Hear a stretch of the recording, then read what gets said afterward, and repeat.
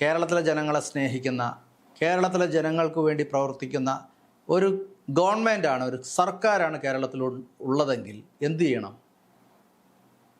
എൻ്റെ കേസിനെ സുപ്രീം കോടതിയിൽ സപ്പോർട്ട് ചെയ്തൊരു അഫിഡവിറ്റ് ഇടണം, ഒരു സത്യവാങ്മൂലം ഇടണം. ഇൻ്റർനാഷണൽ റിലയബിലിറ്റി സയൻറ്റിസ്റ്റുകളൊന്ന് ഡാം പരിശോധിക്കുന്നതിൽ കേരള സർക്കാരിന് വിരോധമില്ല, അതിൻ്റെ ചെലവ് കേരള സർക്കാർ വഹിച്ചു കൊള്ളാം. എന്തുകൊണ്ട് കഴിഞ്ഞ 3 വർഷമായിട്ട് കേരള സർക്കാർ ഇത് ചെയ്തില്ല എന്ന് എന്നെ കേൾക്കുന്ന ജനങ്ങൾ ചിന്തിക്കണം. 140 MLA-മാർ ഇല്ലാതിരുന്നിട്ടാണോ നമ്മൾ തിരഞ്ഞെടുത്ത് വിട്ടില്ലേ? ഇനി എൻ്റെ കേസിലാണ് ആദ്യമായിട്ട് കേന്ദ്ര സർക്കാർ എതിർകക്ഷിയായിട്ട് വരുന്നത്. കേരളവും തമിഴ്നാടും സുപ്രീം കോടതിയെ തെറ്റിദ്ധരിപ്പിച്ചുകൊണ്ട് പൊറോട്ട നാടകം നടത്തിയപ്പോൾ കേന്ദ്ര സർക്കാർ കക്ഷിയല്ല. ഞാനാണ് ഇന്ത്യയുടെ പ്രധാനമന്ത്രി ശ്രീ നരേന്ദ്രമോദിജിയെ 1ാം എതിർകക്ഷിയാക്കി കേസ് കൊടുത്തു. അപ്പോൾ നമ്മുടെ MP-മാരുണ്ട് പാർലമെൻറ്റിൽ 20 എണ്ണം, രാജ്യസഭയിലുണ്ട്. ഇവരാരെങ്കിലും പാർലമെൻറ്റിൽ പറഞ്ഞോ റസൽ ജോയിയുടെ കേസിനെ സുപ്രീം കോടതിയിൽ കേന്ദ്ര സർക്കാർ പിന്തുണയ്ക്കണമെന്ന്? കേരളത്തിലെ MP-മാരാണ് 3.5 കോടി ജനങ്ങളുടെ റെപ്രസെൻറ്റേറ്റീവ്സ്. അവർക്ക് ആവശ്യമില്ലെങ്കിൽ ഇന്ത്യയുടെ പ്രധാനമന്ത്രിക്കാണ് ആവശ്യം. അദ്ദേഹത്തിൻ്റെ ശ്രദ്ധയിൽ ഇത് വരുമോ? ഒരു പ്രധാനമന്ത്രിയെ സംബന്ധിച്ചിടത്തോളം 100 കൂട്ടം കാര്യങ്ങളുടെ മധ്യത്തിൽ അദ്ദേഹത്തിൻ്റെ ശ്രദ്ധയിൽപ്പെടുത്താതെ ഈ വിഷയം വരുമോ? ഒരു MP പോലും അതിന് തയ്യാറാകാത്തത് എന്താണ്?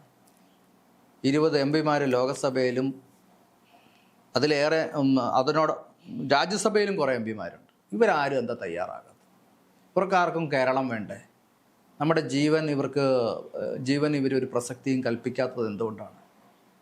നമ്മുടെ കുഞ്ഞുമക്കളുടെ ജീവൻ അപകടത്തിലാക്കിയിട്ട് എങ്ങനെ ഇവർക്ക് പാർലമെൻറ്റിൽ സമാധാനമായിട്ട് ഇരിക്കാൻ പറ്റുന്നു? ജനങ്ങളുടെ ശമ്പളം വാങ്ങിക്കാൻ പറ്റുന്നു? ജനങ്ങളുടെ നികുതി പണം ശമ്പളമായിട്ട് വാങ്ങിക്കാൻ എങ്ങനെ സാധിക്കുന്നു? ഒരു ഉളുപ്പുമില്ലാണ്ട്. അപ്പോൾ കേന്ദ്ര സർക്കാർ സുപ്രീം കോടതിയിൽ വന്ന് പറയുകയാണ്, റിലയബിലിറ്റി സയൻറ്റിസ്റ്റുകൾ വന്ന് മുല്ലപ്പെരിയാർ ഡാം പരിശോധിക്കട്ടെ.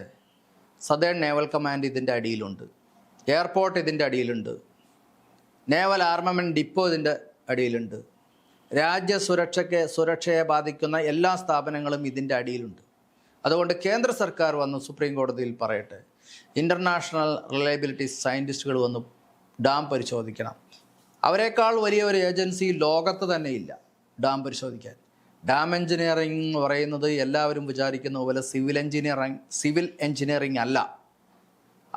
അവിടെ സീസ്മോളജിസ്റ്റുകൾ വേണം, ഹൈഡ്രോളജിസ്റ്റുകൾ വേണം, സിവിൽ എഞ്ചിനീയേഴ്സും വേണം, വേറെ പല എഞ്ചിനീയറിംഗ് ശാസ്ത്ര ശാഖകളിലും പ്രാവീണ്യമുള്ളവർ വേണം. അത്തരമൊരു സെറ്റപ്പ് ഇന്ത്യയിലില്ല. ഇന്ത്യയിൽ ഡാം എഞ്ചിനീയറിംഗ് ഇല്ല, റിലയബിലിറ്റി സയൻസ് ഇല്ല, അത് പഠിപ്പിക്കുന്ന ഒരു യൂണിവേഴ്സിറ്റി ഇല്ല, പഠിച്ച ആളുകളുമില്ല. അപ്പോൾ അതുകൊണ്ട് കേന്ദ്ര സർക്കാർ സുപ്രീം കോടതിയിൽ എന്താണ് പറയേണ്ടത്? ഞങ്ങൾ അഡ്വക്കേറ്റ് റസൽ ജോയിയുടെ കേസിനെ പിന്തുണയ്ക്കുന്നു. റിലയബിലിറ്റി സയൻറ്റിസ്റ്റുകൾ ഒന്ന് മുല്ലപ്പെരിയാർ ഡാം പരിശോധിക്കട്ടെ.